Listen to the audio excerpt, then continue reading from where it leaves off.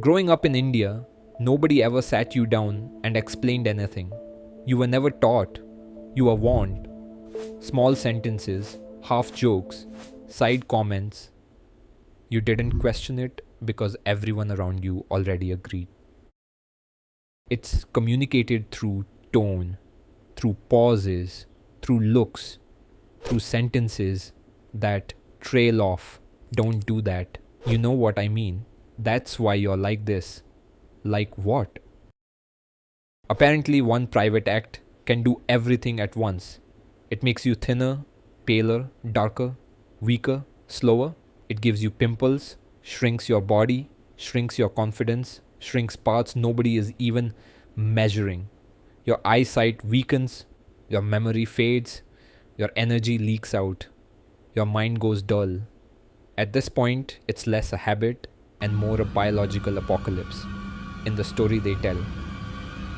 What you're watching is not morality, it's psychological runoff, a constant discharge of half ideas, fear, and inherited shame that nobody wants to look at directly.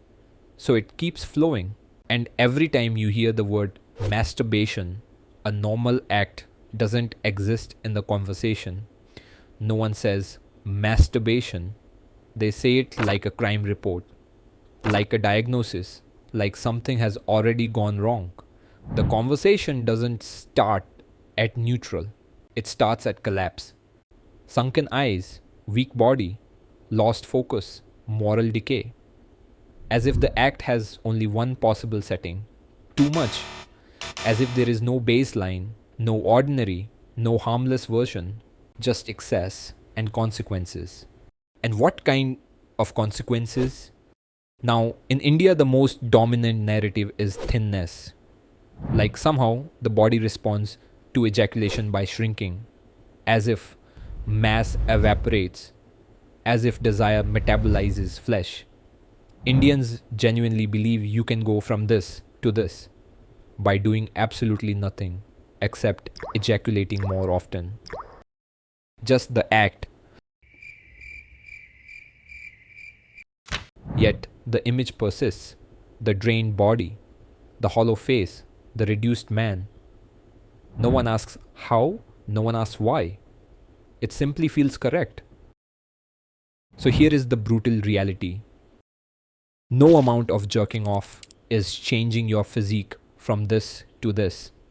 Nobody is shrinking their body into a skeleton because they ejaculated too much. There is no evidence, not medical, not biological, not evolutionary. And yet the idea survives deeply, emotionally, unquestioned, passed down, reinforced. Why? Because this idea was never about biology, it was about fear. And here's the strange part, nobody ever asks for evidence. Not because it exists, but because nobody wants to look for it. Because the belief doesn't live in logic, it lives in shame. Once that image takes hold, reality becomes irrelevant. Watch how they portray it. Every time they talk about jerking off on the internet, they pull out the same image, a skinny guy, and then dump their fake wisdom on top of it. This is what happens. This is the result. This is the proof. Proof of what? Your prejudice? You really went, yep, this category of human will do. It's lazy, it's dishonest, and it's cruel. To them, these bodies don't ejaculate, only these. For Indians, this is the result of ejaculating too much. That's how you build explanations without evidence. The word you hear most is energy. Energy loss, energy waste, low energy lifestyle. No one can tell you what energy is, where it's stored, or how much you had to begin with. But everyone knows when you've lost it, especially them. And vitality is the most dangerous word in the system. It sounds scientific. It feels ancient. It means absolutely nothing.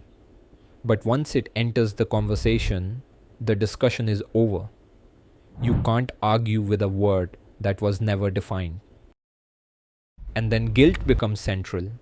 A massive number of people report feeling guilty after ejaculation, and they assume that means it's natural. They never ask where it came from, they just accept it. That's the part nobody questions.